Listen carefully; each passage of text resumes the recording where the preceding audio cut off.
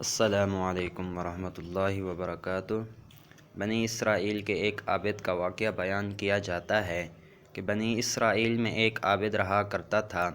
اس زمانے میں کوئی عابد اس کے جیسا نہ تھا۔ اس وقت میں 3 بھائی تھے اور ان کی ایک بہن تھی جو ابھی تک کنواری تھی۔ اس کے سوا اور ان کی کوئی بہن نہ تھی۔ اتفاقاً ان تینوں بھائیوں کو کہیں لڑائی پر جانا پڑ گیا۔ ان کو کوئی ایسا شخص نظر نہ آیا جس کے پاس اپنی بہن کو چھوڑ جائیں اور اس پر بھروسہ کریں، لہٰذا سب نے اس رائے پر اتفاق کیا کہ اس کو عابد کے سپرد کر دیں، اور وہ عابد ان کے خیال کے موافق تمام بنی اسرائیلیوں میں نیک اور پرہیزگار تھا۔ چنانچہ اس کے پاس آئے اور اپنی بہن کو حوالہ کرنے کی درخواست کی کہ جب تک ہم لڑائی سے واپس آئیں ہماری بہن آپ کے سایہ شفقت میں رہے گی۔ عابد نے ایسا کرنے سے انکار کر دیا اور ان سے ان کی بہن سے خدا کی پناہ مانگے۔ وہ نہ مانے اور اصرار کرتے رہے کہ ان کی بہن کو اپنی نگرانی میں رکھنا منظور کر لیں، حتیٰ کہ عابد نے ان کی درخواست کو منظور کر لیا اور کہا کہ اپنی بہن کو میرے عبادت خانے کے سامنے کسی گھر میں چھوڑ جاؤ۔ انہوں نے ایک مکان میں اس کو لا اتارا اور چلے گئے۔ وہ لڑکی عابد کے قریب ایک مدت تک رہی۔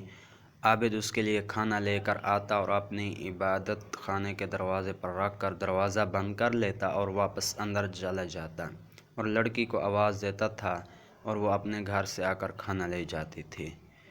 پھر راوی نے بیان کیا کہ پھر شیطان نے عابد کو بہکانا شروع کیا۔ ابتدا میں اس کو خیر کی ترغیب دیتا رہا اور لڑکی کا دن میں عبادت خانے تک آنا اس پر گراں ظاہر کرتا رہا کہ کہیں ایسا نہ ہو کہ یہ لڑکی دن میں کھانا لینے کے لیے گھر سے نکلے اور کوئی شخص اس کو دیکھ نہ لے، اس لیے بہتر یہ ہے کہ اس کا کھانا لے کر اس کے دروازے پر رکھ آیا کر، اس پر اجر عظیم ہوگا۔ غرض یہ کہ عابد کھانا لے کر اس کے گھر جانے لگا۔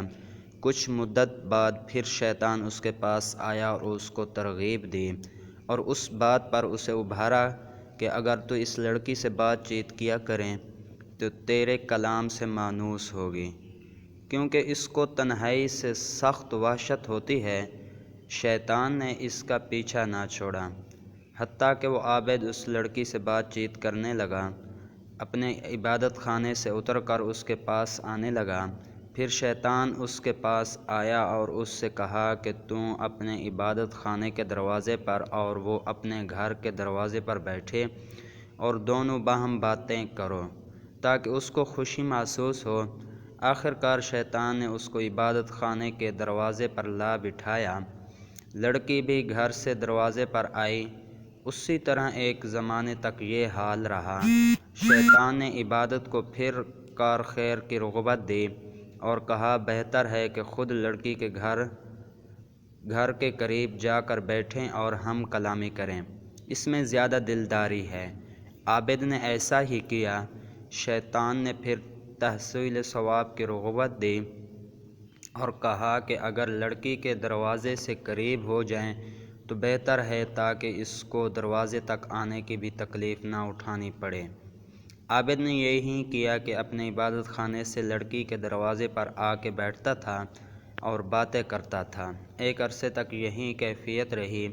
شیطان نے پھر عابد کو ابھارا کہ اگر عین گھر کے اندر جا کر باتیں کیا کریں تو بہتر ہے تاکہ اس لڑکی کو باہر نہ آنا پڑے اور کوئی اس کا چہرہ نہ دیکھ پائے۔